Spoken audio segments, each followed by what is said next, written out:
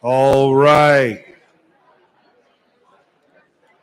Let's find your seats.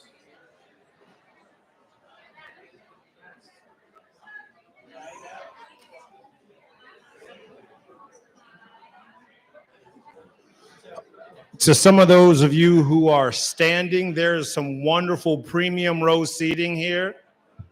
Come on down. Don't make it awkward and have me start calling out names as I'm looking at you right now. Let's not make it awkward, people. Come join us in the low row. To all the cool deans that are standing over there in the corner, there's some spaces right here. Yes, right in the front. Okay.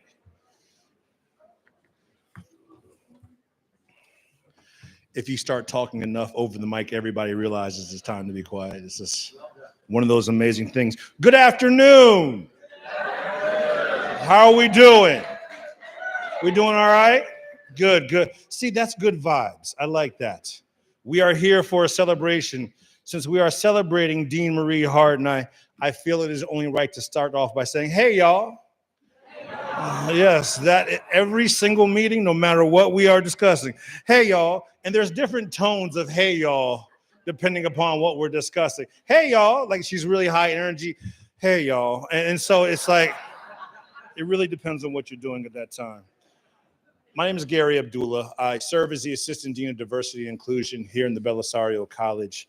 It is a pleasure to be with you all today to celebrate Marie as she is transitioning to big things in life. And my goal is to make her cry as many times as possible. Put your hands together for tears. We already did that once at the graduation, so that was interesting. But no, we want to have fun. No one is passing away while she is transitioning to a new thing. It's not that transition. So let's keep it. It can be some serious tones, but let's keep it lighthearted. We want to enjoy you.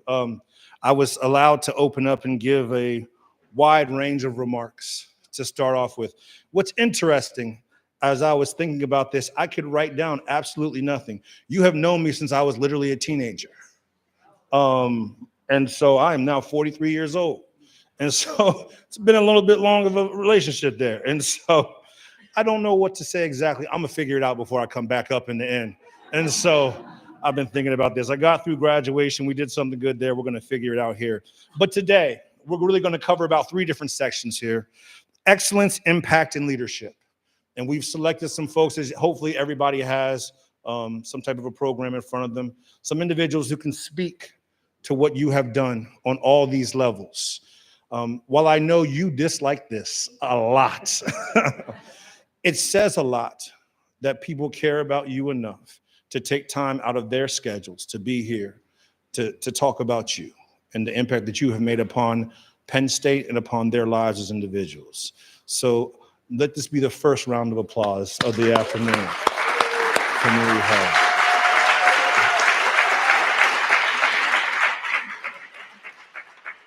To keep us on track, obviously you can continue to eat and drink and be merry and whatnot, but to keep us on track, we're going to start off with Mary Beth Oliver, who is our professor of media studies here. She is going to be the first one to speak on Marie and the excellence portion. So Mary Beth, please join us.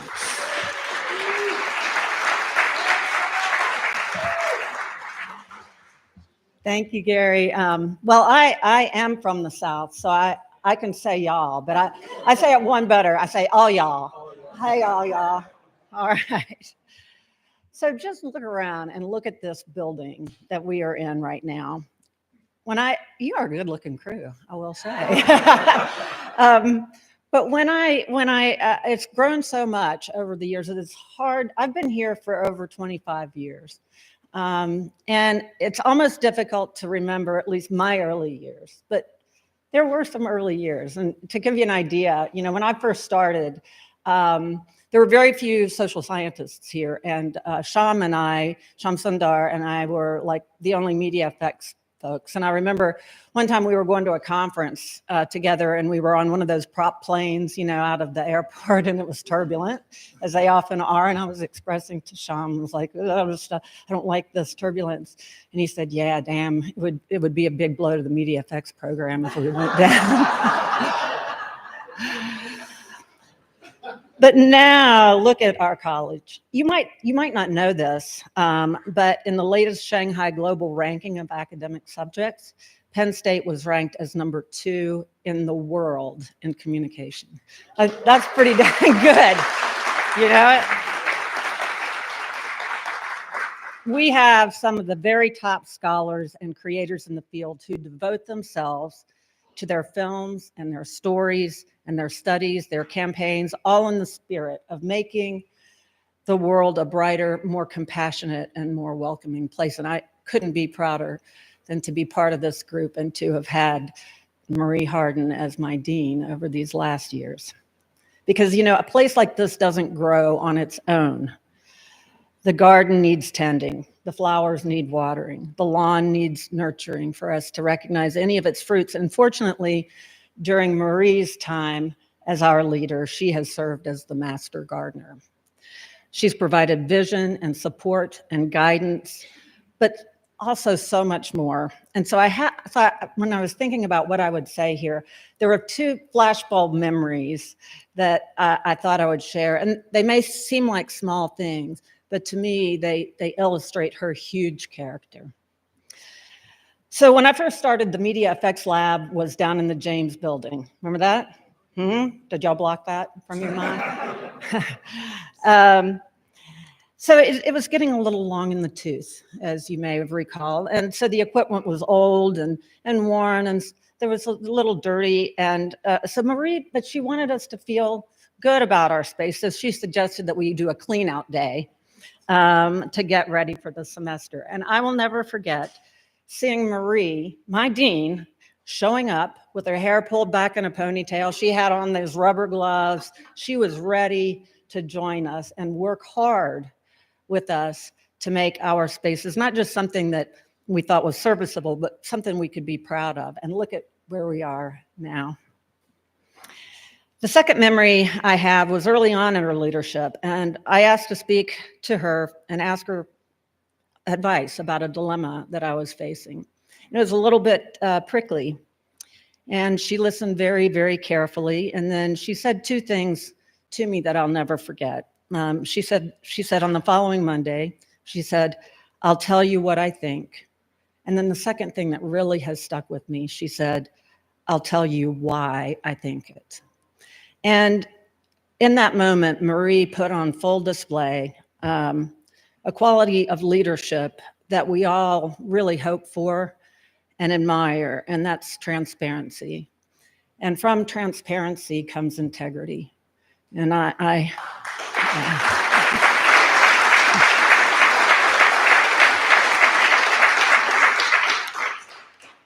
So years later, I was tasked with chairing Marie's 5-year review. And so that put me in the driver's seat to get an in-depth look at just how much she is loved. And not just by alum and faculty and students and staff here, but by other deans and other leaders around the country.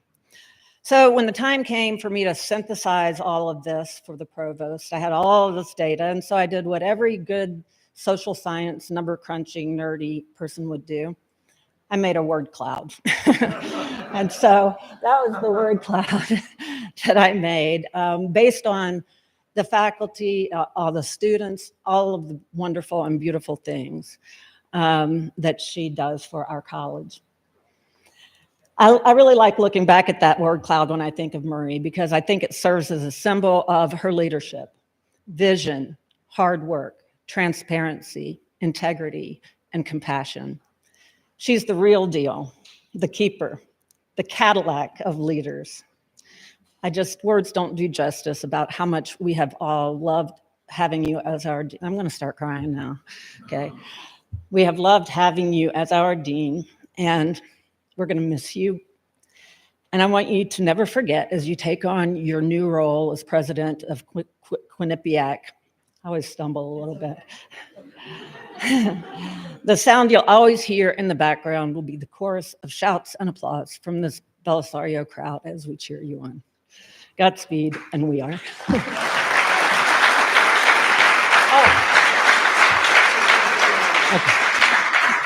The next speaker that we were going to have here is John Affleck. He's department head of journalism and the Knight Chair in Sports Journalism and Society.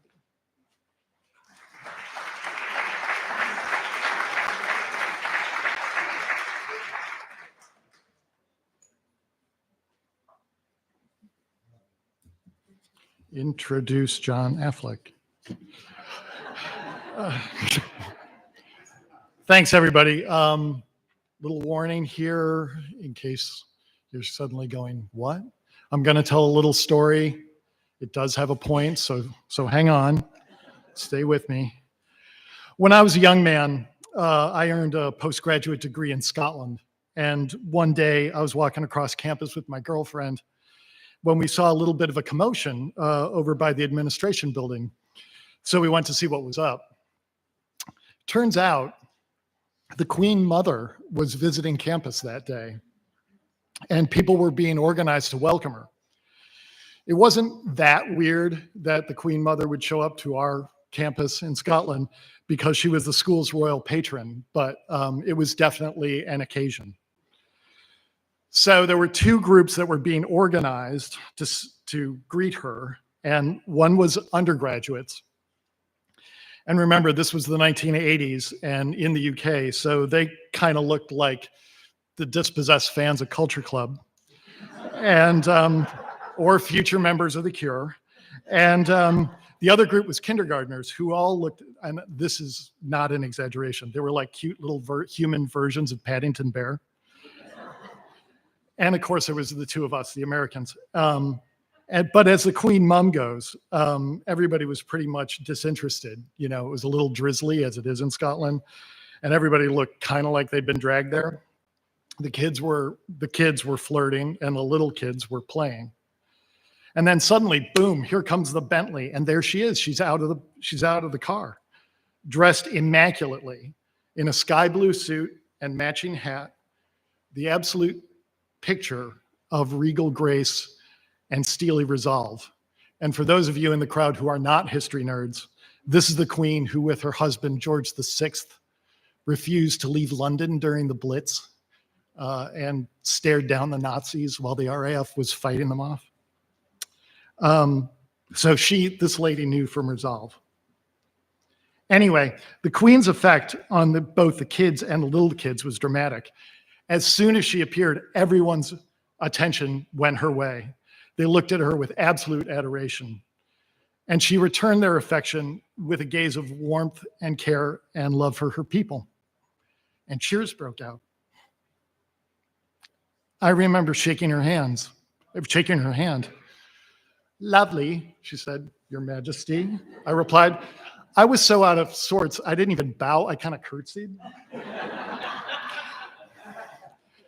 Now, I've thought a lot about that story over the last decade plus, and the reason is it accurately describes the reaction of our Belisario students when our dean, Marie Hardin, has walked into a room. Thanks.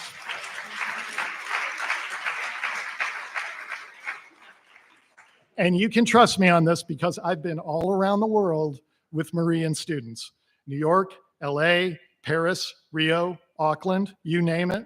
We've been to, and we've been to more than our fair share of donuts with the dean moments in the multipurpose room. It is, and I am telling you, it is always the same.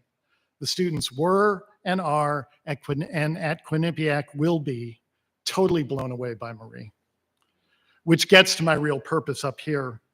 I was tasked with talking about Marie's excellence in the undergraduate space. And I could go on at length with a list of awards and accomplishments. This building for a kickoff, as everyone will undoubtedly say.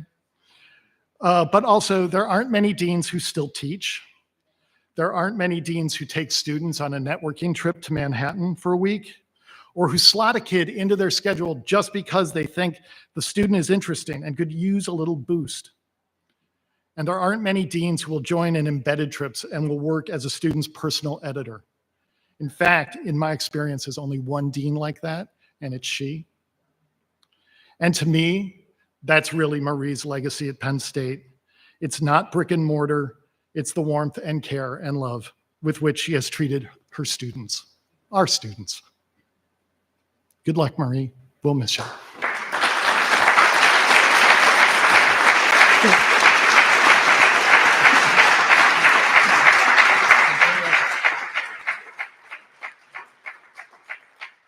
And now, thanks to Paris, we've got a video. So, little break.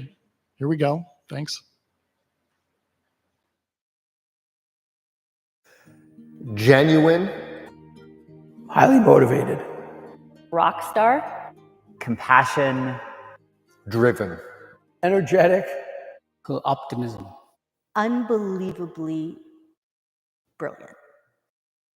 One memory that sticks out to me is last year, and it was just last year. So I took the fellows, I arranged for us to go play laser tag. And much to my surprise, when Dean Hardin heard about this, she said she wanted in. And so Dean Hardin came with us to laser tag. And I have to say, she is a ruthless predator when it comes to laser tag. She ended up with the second highest score. She found a dark corner in that room and like stood there like a sniper. And every time a student came by, she got him right in the chest. So I was real impressed with her shooting skills, and just, you know, and it was so indicative of how much she loves and cares about our students that, you know, she just went to go play a game with these students after hours, and it was fantastic.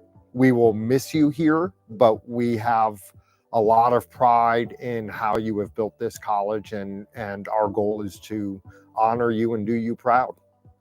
Well, one, you know, it kind of stands out, and it's actually a both Dean one, where I was accused of taking Dean Anderson's lunch out of fridge, which I did do. And everyone kind of knew I did it, but no one ever confronted me on it. And when she became dean, she said, I have to ask you, did you really take Doug's lunch? And I was stunned that she did, but I said, yeah, if it's in there more than 3 days, it's fair game. One of my favorite memories actually took place outside of the university. I was doing a performance. It was my first Indian dance performance on stage in like 20 something years. And I do it and I come out into the audience and I see Dean Marie Hardin sitting there watching this performance. And it really just hit me that here's a person who is not only like standing by us in the actual university, but is there for these like really big kind of moments. And she just came out with this beaming smile, gave me this like huge hug. And I was like, I am so fortunate to have a dean like this. I cannot even tell you how much your guidance, your mentorship, your friendship has meant to me. And I am going to miss you so, so much. Thank you for everything you have done for me. Thank you for believing in me. Thank you for being encouraging and for really showing me a path and a career that I honestly felt like an outsider for. Thank you for showing me that I not only belong, but I could thrive. And I really will take that to heart for the rest of my life. Thank you. We all now have responsibility to continue the greatness of the college and to continue her legacy with us and to uphold the values that she really instilled in us.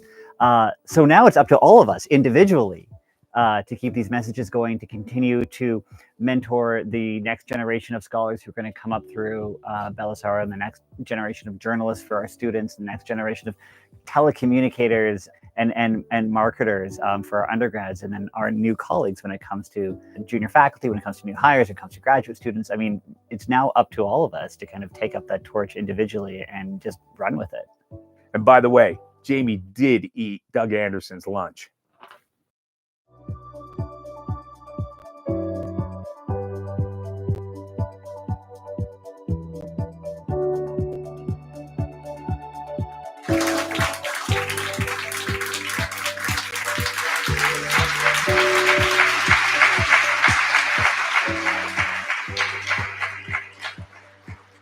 Hello, everyone. My name is Jose Lugaro, and I was the Director of Development for the Belisario College from 2017 to 2021. It's really good to be back at a place that feels like my home college. While I am a Penn State alum, my diploma actually says Smeal College of Business. But with no insult intended to the fine folks at Smeal, like me, many alumni, faculty, staff, and friends from other colleges across the Commonwealth and around the country, regardless of what their diploma says, found a home right here in Belisario. Marie Hardin is a big reason for that. I've been tasked with starting a conversation about her impact from the perspective of philanthropy, which sounds very formal. But before I do that, I want to share a story. It's one of my first and favorite stories about the woman who was my boss for 4 years. So those of us in development know that often we have late hours, and sometimes we have to drag the head honchos along for the ride. And well, after all, the good relationship building happens after some quality bonding time and some adult cocktails. It was that very scenario that had me along with about 20 other donors and volunteers at Marie and Jerry's home on the Friday of a fall weekend in 2017. Knowing how these things go, I was fully prepared for cocktails at 6, dinner at 8, dessert shortly after, and then a long night of conversation to the late hours. That's pretty typical in development work. So imagine my surprise when promptly at 9:30, Marie stands up at the table, looks around at everyone and says, "All right, y'all, thanks for coming." She had just kicked everyone out of her house. I knew at that moment we were going to work really well together. And we did. Make no mistake, almost every single one of those people around that table significantly increased their support to the college in the months that followed. In fact, one of them, Mark Brownstein, doubled his largest commitment to fund an endowment for comm agency and agreed to step up his personal engagement by chairing our advancement council for the next 3 years. I spoke with him recently. He reminded me, "Jose, it's been 7. I'm outlasting you and Marie. What's going on here?" Not my responsibility anymore, Mark. But Mark did have the following message for you, Marie. As a long-distance runner and competitive athlete, it was no surprise that Marie hit the ground running when she took the baton from Doug. She brought new thinking, modern communication practices, and fostered a high-energy, can-do culture within Belisario. Without Marie, there would be no media center. She brought her vision of the state-of-the-art facility to life. I feel bad for whoever has to fill her running shoes.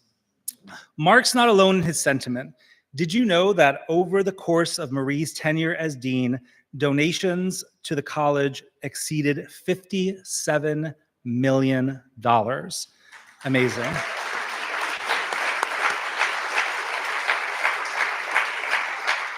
Quite remarkable. But I want to share something that Marie never did in our conversations with donors. She practiced what she preached. And during her time at Penn State, she gave to other colleges, she gave to other campuses, and right here in the Belisario College, she and Jerry either established or helped to establish 5 permanently endowed funds: the Excellence in Communications Doctoral Award, the Marie Hardin and Jerry Kammer Trustee Scholarship, the Marie Hardin and Jerry Kammer Open Door Scholarship, and she made the lead gift and inspired others, including myself, to join her in establishing the Belisario College Faculty and Staff Educational Equity Fund. The name Donald P. Belisario may be on this building, and rightly so. However, as she and I often talked about when communicating with donors, at the end of the day, a building is just bricks and mortar, skin and bones, if you will. But what is a body without a soul? The soul of this building is you all, the faculty, the staff, the alumni, the students. The spirit within that soul, Marie, that's you. In the years ahead, surely physical aspects of this building will change, but the soul at its core will live on through your enduring spirit. What a legacy that is. The Belisario College was lucky to have you at the helm, and I know Quinnipiac will be as well. It's time for me to close here, but as a fundraiser, I would be remiss if I didn't encourage you all to make a gift in Marie's honor. Development Director back there, Ali, hi. belisario.psu.edu/give.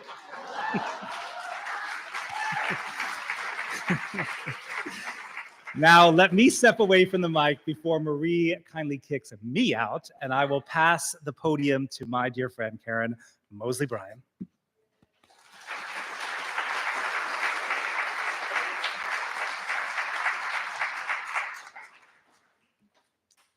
Wow.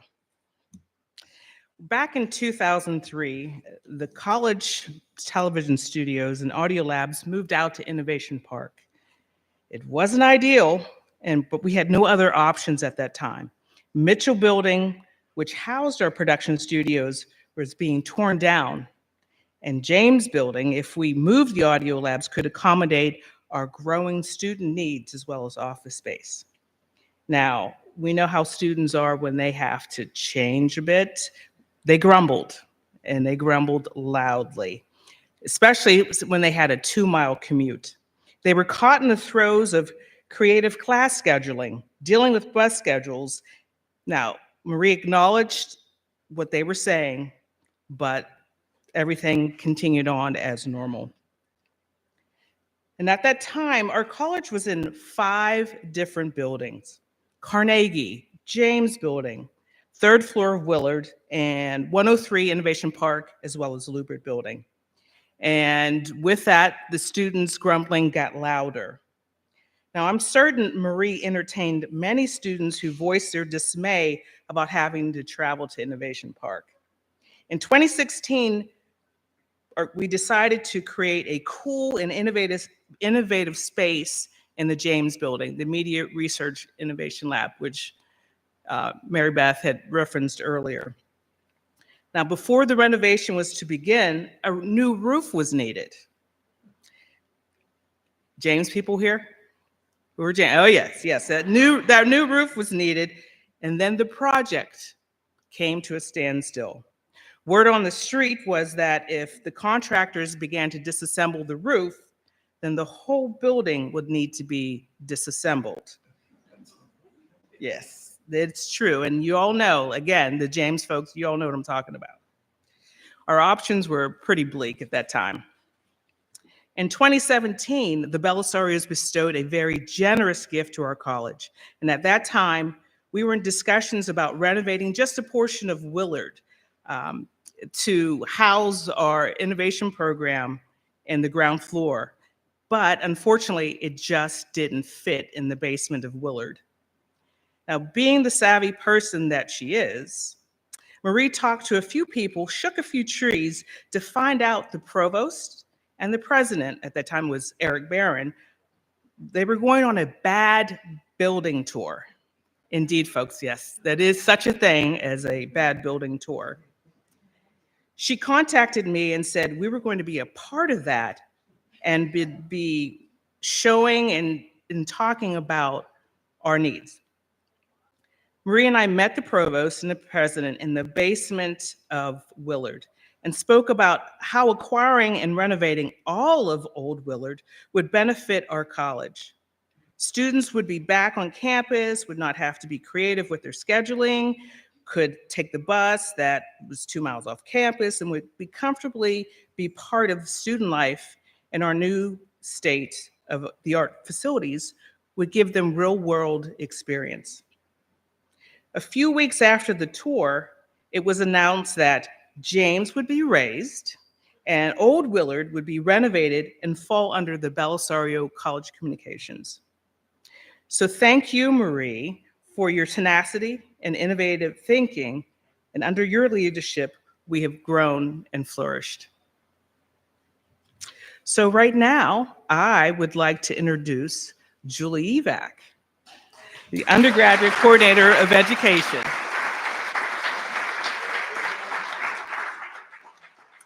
You know how when it rain, when you carry an umbrella, sometimes it keeps it from raining. I got my tissue. Please. Okay, wrong page. Not long after Marie arrived in 2003, I was blessed to move into the office across the hall from hers. I've been a close witness to her growth as a faculty member, as an administrator, as a mentor, and as a dear friend for 22 years.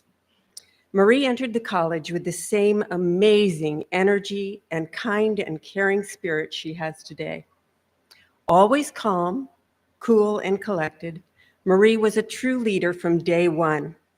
She never seems to be flustered or hurried, and virtually every faculty or staff member who ever sought her advice, guidance, or reassurances undoubtedly felt better, calmer, and grateful after talking with her. Marie has an exceptional ability to build and nurture relationships with faculty and staff on a very personal level.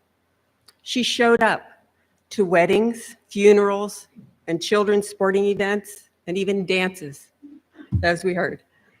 She sends every single faculty and staff member a birthday card with a personal note every year. She cares deeply about us, and we all know it.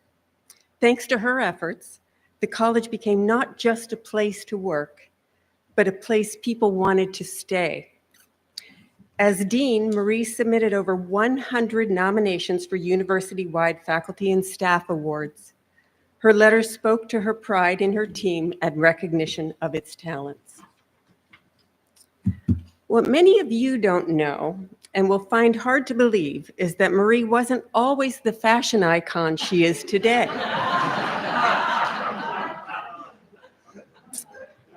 I don't recall her wearing anything but jeans and a blazer in the early years. And for dressier occasions, she brought out the jean skirt, but never designer heels. And speaking of shoes, Marie has built up quite the collection. If you think her office cabinets are filled with important documents, think again. They are filled with shoes. We once had a water main line break in the ceiling of the dean's suite. Marie was traveling, so I waded through several inches of water in her office to rescue what I knew she would want me to save, her shoes. Everyone knows Marie loves to run. It's clear now that her marathon training wasn't just for the road. It was perfect preparation for the uphill climbs, unexpected detours, and endurance tests of academic administration. And it will come in handy as a college president, where all sorts of people will be chasing her down on a daily basis. Connecticut is a small state, so she might be able to run straight into Massachusetts during a particularly tough week. Some things people at Quinnipiac don't know about Marie. I had that word in there 4 times. I took it out only once. Did I say it right? Okay. Although she will be moving into an enormous multi-million-dollar mansion with 3 kitchens, she doesn't cook. She loves hot pink and is concerned about mixing it with their school colors. Marie and I are known for sneaking out of events a bit early. We even have a secret signal. I wonder how she'll work that out as president. Will the country club set understand her Texas twang, y'all? You wouldn't know by her healthy appearance, but she loves junk food. And she puts hot sauce on everything. Her favorite movie is The Godfather. They should be very afraid. And who will carry on my Halloween tradition of walking through the halls as Marie? Not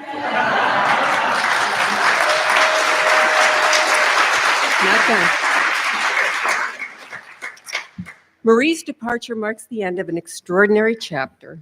We'll miss her leadership, but we'll also seriously miss the fashion. Here we go.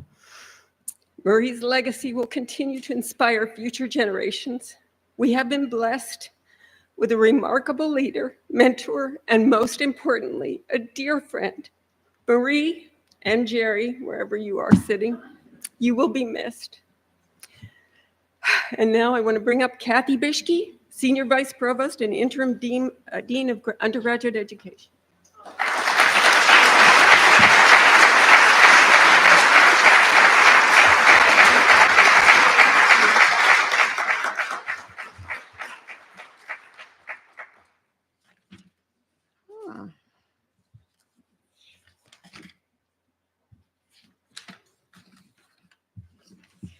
It's a little out of order.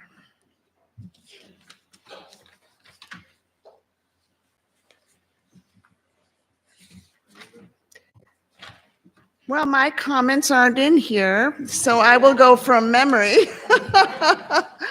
I wanted to start with the story. I started my administrative career in 2012, 2013 when I was an administrative fellow. And I was sitting in a meeting of President's Council, and Marie was there as Associate Dean for Undergraduate Ed, and that was the first time I had really met her. And she was being asked to do, I can't even remember what the task was because that's not what I took away from this, but it was a very ill-defined task that involved your undergraduates and having them do something for the university. That's what I remember. And I thought in my head as a budding administrator, this is ridiculous. That's so vague. How is she ever, what is she gonna do? And she was just like, we've got this. We know we're gonna make this happen. I've got it taken care of. I've done this, this, and this. And she walked out and everybody was happy and I had an attitude adjustment. I thought, I get it. You get an impossible task and you take it and you run with it. Marie always represented you and your students, your faculty, your staff in the best possible way everywhere on campus. She was always talking about what a great group of people she worked with.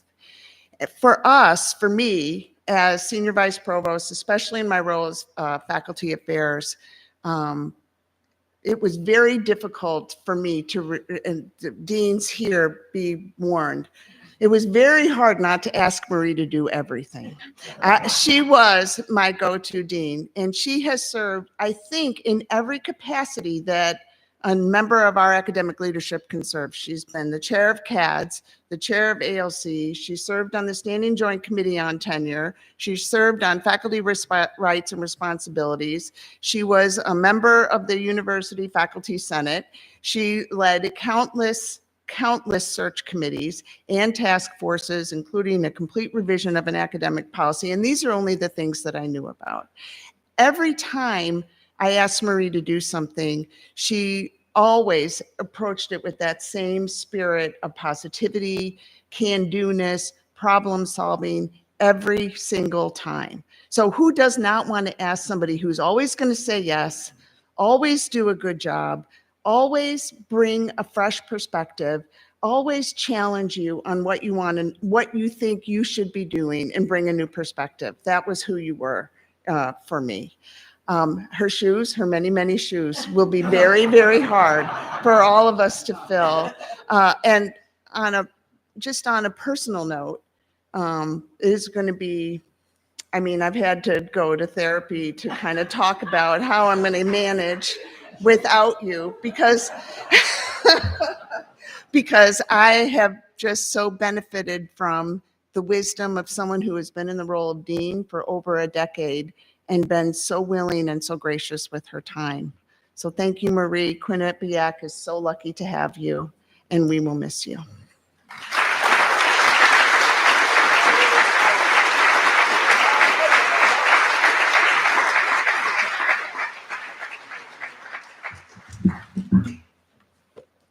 And now Marie Hardin.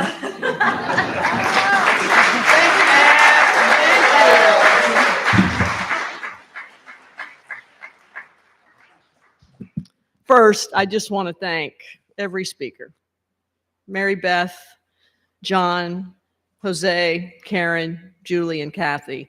I'm truly overwhelmed. And I also want to thank everyone who's involved with this event. I know Steve and Scott and Shannon and Tasha and Whitney and the team. I know I'm leaving folks out. You have made this truly unforgettable.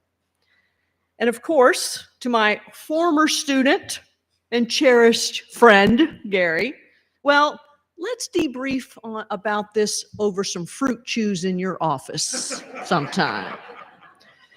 Now, I want to start with a story. It was the summer of 2002, and I was a faculty member at West Georgia University, but I wanted to change. I called my sister, who lives about 90 minutes away from here in a little town called Roaring Spring. Does anyone ever heard of that? Okay, Roaring Spring. And I told her I'd be looking for an R1 institution, and I wanted the opportunity for new challenges. My sister, who is a woman of faith who pastors a small church, said to me on the phone that day, "I'll be praying that you come to Penn State. It's a great university. And Joe Paterno is the football coach." Where's Sue? Is Sue still here? Sue, I have to confess, I'm from Texas, so I didn't know a thing about either one, Penn State or Joe Paterno. But I did politely promise my sister that if I saw an opening that made sense, I'd apply. Because what are the chances? Seriously. The next day, an email comes with the subject line, in all caps, mind you, Penn State journalism faculty opening. You can't make this stuff up. So a promise is a promise. I applied, arrived during a snowstorm right after Thanksgiving to interview. And for those of you who remember Darlene Sidwell back in the day, program by Darlene Sidwell, provided to me by Ford for my interview. And I see lots of familiar names on here. I did fly in on U.S. Airways. Anybody remember U.S. Airways? U.S. Airways flight arriving at 1:05 p.m. on Sunday, November 30th, 2002. And it was fun to take a look at this. So I joined in 2003. And I have to tell you, I marveled as I walked up to the Carnegie Building, now often in a hat and gloves and a coat. But I marveled at my luck, or a miracle, take your pick. The feeling of wonder and gratitude and pride has never changed. I love walking up to that building. Am I the only one? The grand, built in 1904, was the original library for Penn State. What a remarkable history. Yes, the original library for Penn State. I love it every day. The feeling hasn't left me. Now, here's another little bit of luck or a miracle. I bought a little house in 2007, just after earning tenure, that was once owned by an alumnus very proud of the mint green tile he installed there during the late 1950s. I'd leave my key under the doormat so he could show his family that tile when he came to town. He liked to let himself in and his family. I had to clean the place up. Don Belisario and I have marveled at our shared Prospect Avenue address decades apart. Now, I know I'm going to be remembered in part for a different building. We're standing in it, we're sitting in it. But as you know, the college is its people. We've heard that over and over. It's the faculty and the staff, the alumni and the students, and those who have chosen to be part of the Belisario family. I've made so many friends along the way, and I'm looking at many of them right here, and I'm filled with gratitude. Thank you to my colleagues on the leadership team across the university, my friends, always just a phone call or a text away. I cherish the walks, I cherish the talks, the beer and the wine, and the occasional whining. You have been and you are magnificent. And my colleagues on the leadership team in the college, I truly admire you. Thank you for your wisdom and your friendship. I have learned a great deal from you over many hours together. and the faculty and staff. You know, deans come and go. Deans come and go, but it is you who are the foundation and the true pillars of this institution, and I'm so proud and grateful for you. And our alumni and friends in New York and LA, Pittsburgh, Philadelphia, Washington, who have supported our collective vision for this college for many years, and of course, those also who are local. Now, I could call out many, many names, but if you all don't mind, I just want to name 3 people that I've never had the chance to thank publicly, even though I owe them each a great deal. First, a friend, mentor, and loyal advocate. I met him when I was a tenure-track professor here, and he always remembered my name, which I would tell you blew me away. He is someone of unimpeachable integrity. He's also someone I can call on any time for advice or a favor, as do, I will point out, other leaders of higher education from around the country. He is a connector, he is a bridge builder, and he is driven by an intense curiosity. I see his handiwork everywhere as I walk the campus from his more than 15 years as president. He remains beloved by some of our most generous Belisario alumni from coast to coast. Every year, he opens his home to faculty, staff, and alumni for a special event during football season to honor Don and Viv Belisario, and they love it. He is a remarkable friend to many, there for the big stuff and the small stuff. I can count on his being among the first to reach out on my birthday every year with a text. And then there's the matter of the 2023 New York Marathon. When Graham found out I was running it, he tracked me through the app. And as soon as I crossed the finish line, my phone rang. It was Graham, with congratulations and some observations on my pace throughout the race. Graham, thank you. I, along with many, owe you a debt of gratitude I can never repay. And you have my deepest admiration.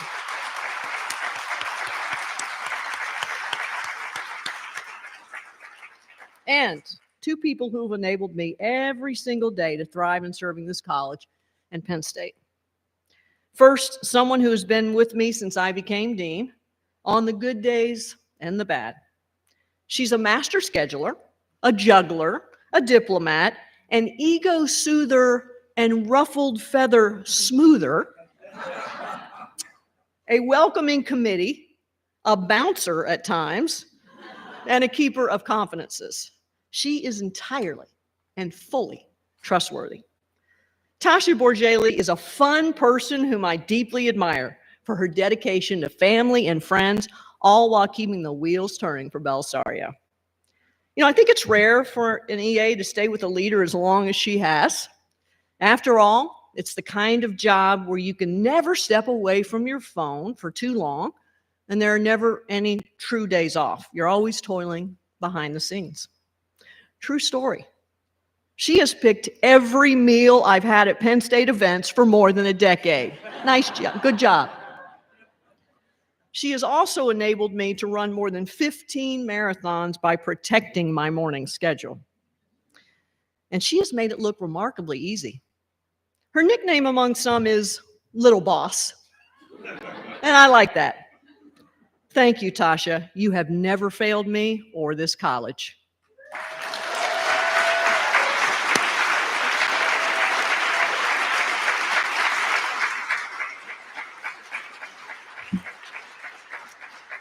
My final thank you is for someone who has an incredible resume, one that far overshadows any record of accomplishment I might have. He never needed a nomination from me to become a Nieman Fellow at Harvard, win the Robert F. Kennedy Award, the National Headliner Award, the Gerald Loeb Award, the George Polk Award, the Pulitzer, and to write 3 books, including one turned into an Oscar-winning documentary. And he did most of that before we met. But I have counted on and received his support for almost 2 decades. Some people call Jerry Kammer the Silver Fox. Sighted on campus as he walks briskly, usually toward the library, He has spent more hours in the library than most professors ever do. I'll never forget the day he brought home an incredible homemade cherry pie. And when I asked him where he got it, he said a librarian had made it for him.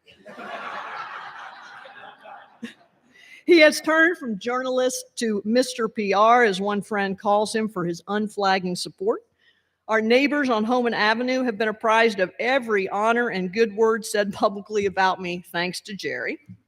He is also my Uber driver for early morning airport drop-offs and my wardrobe reviewer as I walk out the door each morning. He told me this was a little dark. He told me it was a little, so I added the pin. He said the pin was good. He also really enjoyed greeting Jose and then George Barron when they picked me up for road trips to New York. But as Jose and George both know, he was usually putting in a plug for them to pick up bagels in New York City. Jerry, thanks for being on this adventure with me through every winter here and all of those ahead of us in Connecticut.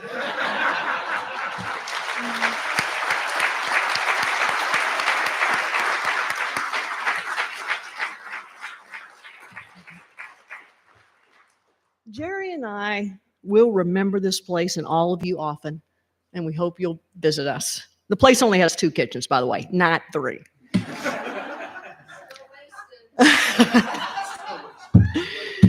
I look forward to supporting, a true friend when she says that. I look forward to supporting you in whatever way I can in the years ahead. And I look forward to continuing friendships. One final story.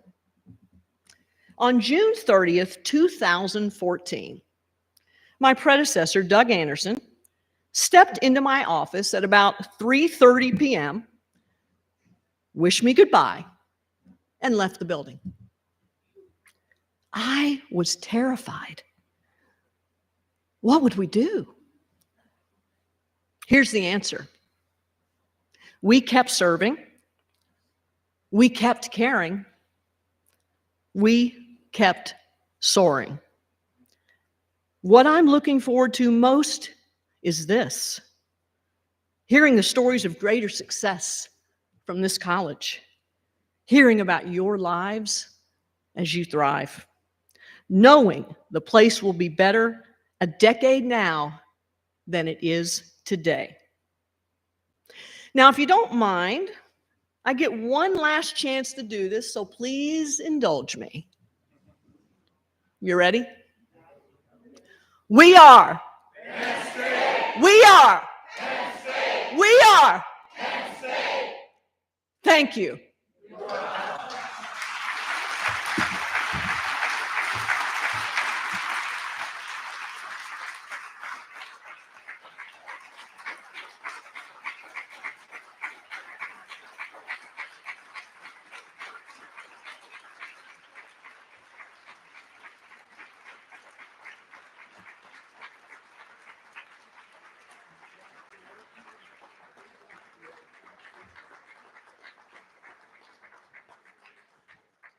Very briefly, before we allow you to continue in the reception, we have paid for good food and good drink, so please eat and drink and be merry.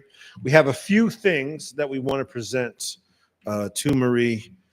I lost Tasha. She's giving me all the cues. Okay, thank you, Jose. I appreciate you. First and foremost, I don't want to break anything. Yes, please. So, if you see, this is a handmade plate that was made by Steve Manuel. He is here, yes. Yeah, I know you've always, so the history behind these, this is a very exclusive group that gets these here, and he gives these generally to faculty and others who are moving on. And so in honor of you and your transition, he has made this for you.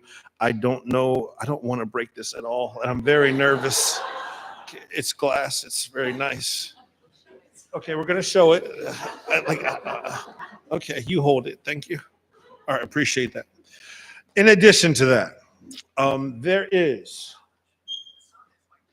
Oh, right, it's my phone. Okay, that's terrible. All right. There is a book here that we have made for you. Marie Hardin at Penn State, 2003 to 2025. And so we have gotten faculty, staff, alumni, the Belisario College family and the larger Penn State family to fill it out with memories and thoughts for you. And so this was something that you can take with you and reflect upon as during your time in Quinnipiac. Yes, University, yes. And last but not, oh, be careful the plate, okay. Okay, am I holding this right? The picture that you saw earlier, they were sneaking around, making sure that you did not know about this. This is the faculty, staff, and some of the students here that were able to be here and wanted to say how much we appreciate you and everything that you have done for us and for this place and for this institution, and hang this in one of the 3 kitchens or the other rooms that you'll be going into. So thank you very much. We appreciate you, and you will always be appreciated. Thank you, Marie.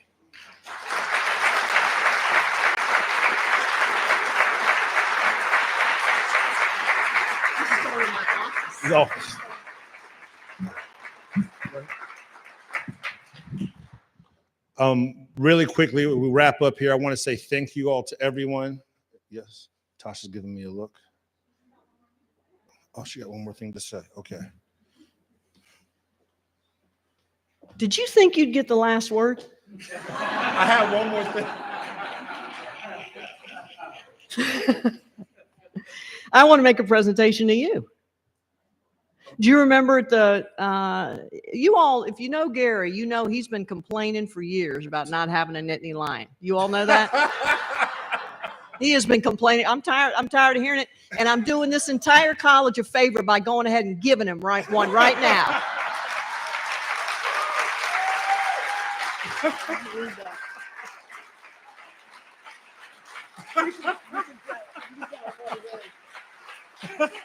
Dean's Excellence Award, best bow tie.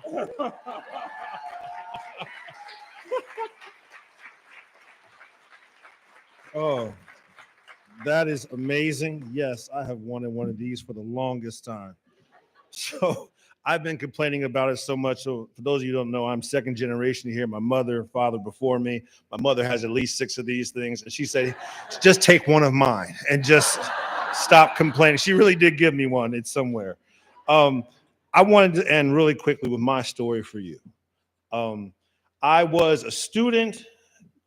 Things didn't work out quite the way I thought they would coming out of undergrad.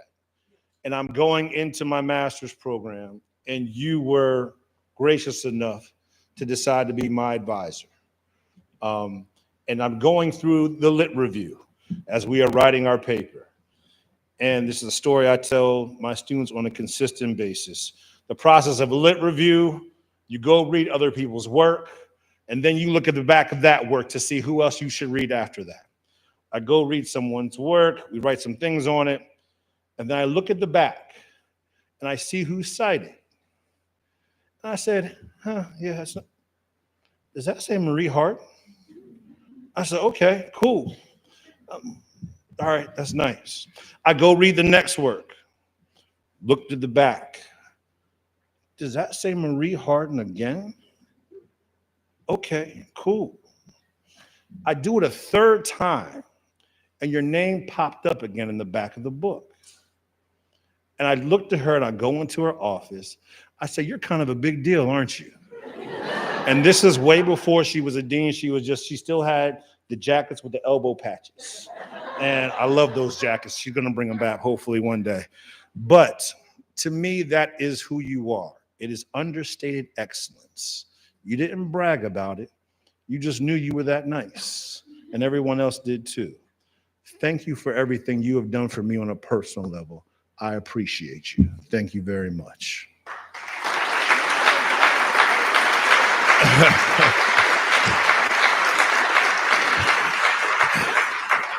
And with that, we are all done now. Embarrassing you. You made it through without crying. Somebody probably owes you money at this point. Everyone else, thank you very much. Please eat the food, drink the drink. Thank you all for coming out.